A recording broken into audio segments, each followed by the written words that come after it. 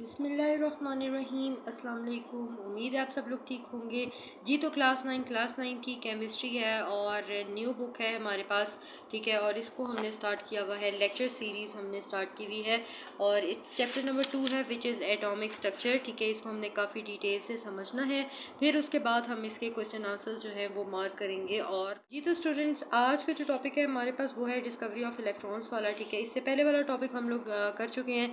अगर आपने वो नहीं देखा तो नीचे डिस्क्रिप्शन बॉक्स में आपको जो है लिंक मिल जाएगा, आप प्लेलिस्ट में जाके तो अब इसकी जो लेक्चर सीरीज़ हमने स्टार्ट करी है वो वहाँ पे आप जाके देख सकते हैं, ठीक है। विदाउट टाइम वेस्टिंग हम आज का लेक्चर जो है वो स्टार्ट करते हैं। तो स्टूडेंट्स, यहाँ पे हमारे पास टॉपिक है डिस्कवरी ऑफ इलेक्ट्रॉन्स, यानी इलेक्ट्रॉन्स की दरियाफ्त कैसे हुई, या यानी हमने इलेक्ट्रॉन्स की दरियाफ्त के बारे में पढ़ना है।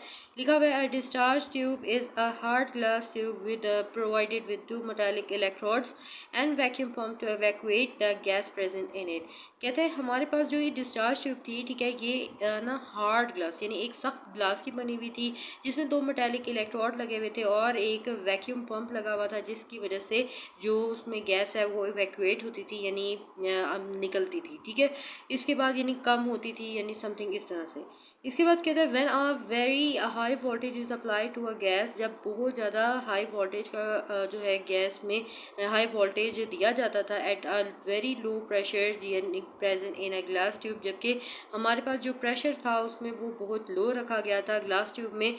The glass surface behind the positive electrode, यानी 2 इलेक्ट्रोड थे ना, एक पॉजिटिव इलेक्ट्रोड था एक नेगेटिव इलेक्ट्रोड था, ठीक है। तो यहाँ पे कहता है कि जो ग्लास सरफेस बिहाइंड यानी जो पीछे होता था पॉजिटिव इलेक्ट्रोड के, ठीक है, वो ग्लो करना शुरू कर देता था। क्यों?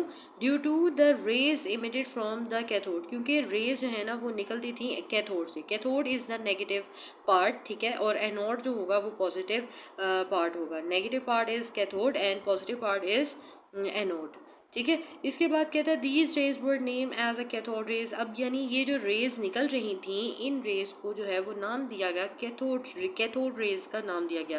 क्यों? क्योंकि ये कैथोड से निकल रही थी। इसके बाद बोला गया कि इन 1897 में एक हमारे पास ब्रिटिश फिजिस्ट था जिनका नाम था जोसेफ जॉन, ठीक है। फिर उसके बाद Joseph John Thomson studied the properties of cathode rays by passing them through the oppositely charged electric plates। अच्छा, अब क्या हुआ जी, एक ब्रिटिश फिजिस्ट थे जिनका नाम था जोसेफ जॉन थॉमसन, उन्होंने कैथोड रेज की प्रॉपर्टीज़ को स्टडी करने के लिए इनको पास कराया ऑपोजिटली चार्ज इलेक्ट्रिक प्लेट से, ठीक है, यानी इलेक्ट्रिक प्लेट्स थी, ठीक है, उनके अंदर से इनको पास कराया। इट वॉज ऑब्जर्व दैट, तो ये हमें जो है ना वो देखने को मिला कि जो कैथोड रेज हैं band toward the positive charge, ठीक है।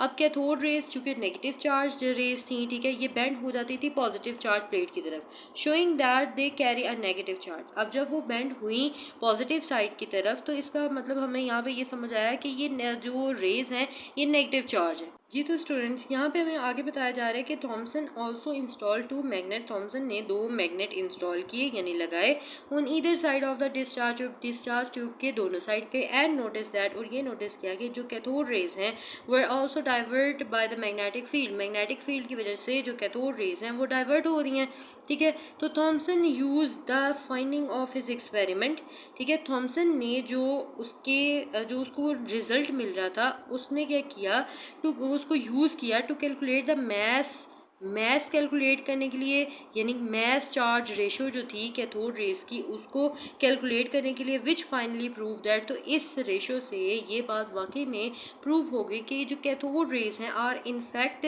नेगेटिवली चार्ज मटेरियल पार्टिकल, कि ये नेगेटिवली चार्ज पार्टिकल्स ही हैं।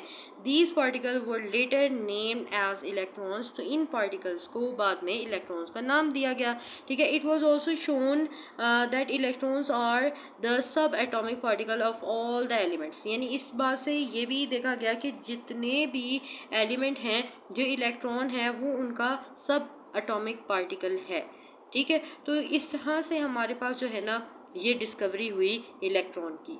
उम्मीद है आपको इस टॉपिक की बहुत अच्छे से समझ आई होगी, ये लॉन्ग क्वेश्चन के तौर पर आपको आ सकता है।